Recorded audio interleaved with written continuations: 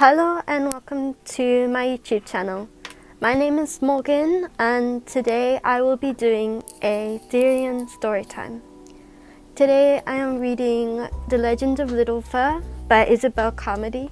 I will only be reading the first chapter today, and my reading is not very confident because I have dyslexia, but all the same, I hope you enjoy. Of course, if you like my video, please don't forget to like and subscribe. Next thing that will come up is the front cover, the back cover, the acknowledgements, and the chapters.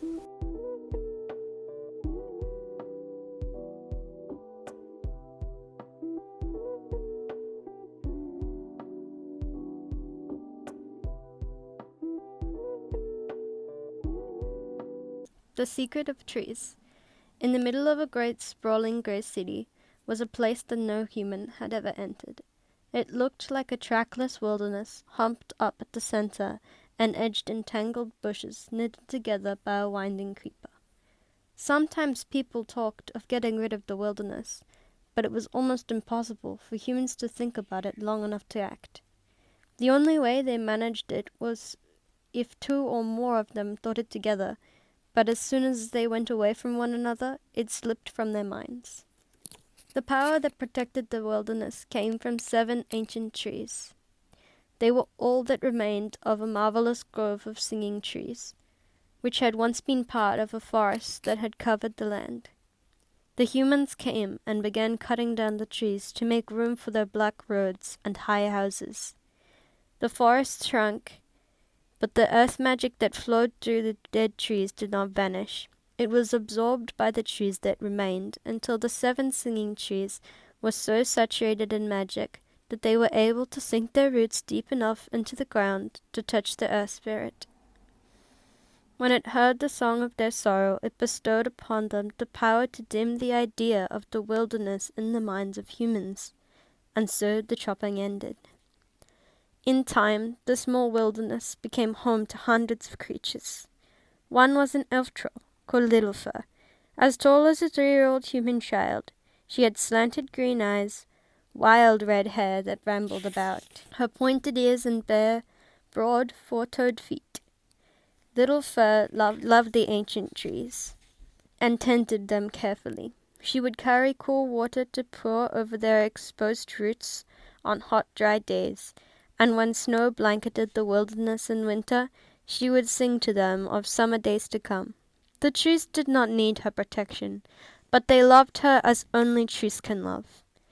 They sang no more, but when she rested her cheek upon their gnarled bark, they whispered to her of the world that lay beyond the wilderness.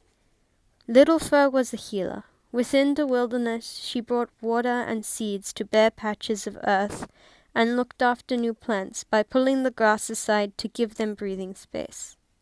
She collected herbs to make poultices, salves, and tisanes, and as she treated the wounds of small animals and birds that came seeking her help, she would sing to them, knowing that a wound to the body was only part of what was hurt. The spirit also needed healing. Most of the creatures who came to her from outside the wilderness blamed their hurts on humans or upon their devices and machines, so that Little Fur sometimes wondered if the damaging of small things was their sole purpose and delight.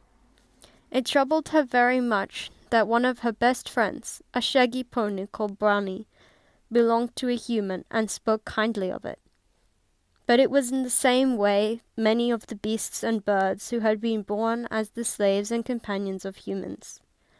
Brownie's human had brought him and his brothers from a city by the sea to live in a park, where they gave rides to small humans.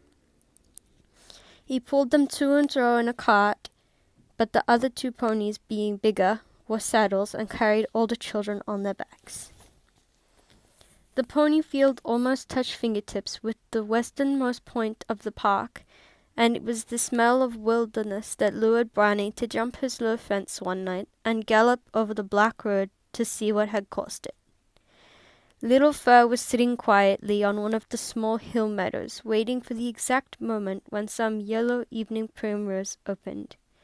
when Brownie came thundering down the moonlit slope, kicking his heels up and neighing and tossing his mane until steam rose like mist from his hot coat.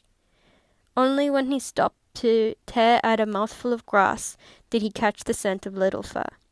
She did not smell of badness, but his nose told him that she was some sort of troll, and he had always thought the smell of badness was the smell of a troll. And he had always thought that the smell of badness was the smell of a troll. "What are you?" Brownie asked warily. "I am an elf troll," Little Fur said, smelling on him the same salty sour odor that came from the birds and cats who lived with humans. "I have never heard of an elf troll," Brownie said. "My father was an elf," Little Fur explained. "An elf!" Brownie explained. "A sea sprite told me they built boats shaped like swans and sailed away when humans came." "What is a sea sprite?" asked Little Fur. "One of those things left over from the age before humans came. Like you, and mermaids, and pixies. There are not many of you left. I wish I could meet your father." "He and my mother went away when I was very small," Little Fur said. "I suppose he went over the sea with the other elves, but your mother could not have gone if she was a troll." "What about you?" Little Fur interrupted, because this talk about her parents made her feel strange. "Did you escape from the humans?" Brownie told her about jumping over the barrier that held him and his brothers. Then he said, "I will go back before morning so that my human doesn't make it too high to jump, and that way I will be able to come again." "Why don't you stay, now that you have escaped?" asked Little Fur, astonished that he would talk of going back, just like that, just like the cats and birds who had lived with humans. "I like my human, and I could not leave my two brothers," Brownie said. Little Fur had not known what to say. The idea of being owned by a human seemed dreadful to her. Her greatest fear was that humans would someday enter the wilderness and lay it waste. Brownie came a step nearer and asked, "You are not bad, then?" "Can't you smell the answer?" Little Fur asked to him with pity, knowing that creatures who dwelt with humans lost their proper senses of smell so that they could only smell things and not thoughts and ideas and feelings. "You don't smell like the bad trolls that used to live in the city by the sea," Brownie said. "But there are many more trolls here, and they might have learned to hide the smell of their badness." "There are thousands of trolls here," Little Fur said. "They hide in drains and sewers and cellars and in a network of tunnels beneath the city. And deeper down there are great caverns, unknown to humans, where the trolls have made a city of their own. Yet they cannot hide the smell of their badness. I don't think that's possible." "Aren't you afraid to live where there are so many trolls around?" Brownie asked, glancing around, as if a storm of trolls might come boiling out of the night shadows. Little Fur laughed. "Trolls never come here. They hate green and growing things almost as much as they hate the sunlight." "I wonder what they did before there were human cities to hide in," Brownie murmured. "Trolls were here before the Earth Spirit woke," Little Fur said. "When green things began to grow, they hated it. They burrowed deep into places where the earth magic could not reach them. But the ground was wrong, and it hurt them and made them sick. They were almost extinct when humans started making cities." "How do you know about such things?" Brownie asked. Little Fur led Brownie deeper into the wilderness, which was larger than it looked from the outside, for the land within it folded like a blanket. They climbed a mountain hill at its center, and Brownie saw that there was a deep hollow inside it. At its base grew a dense grove of trees. It was not until he had found Little Fur down a rabbit track winding in it It was not until he followed Little Fur down a rabbit track winding into the hidden hollow that he discovered there were only 7 great trees growing there.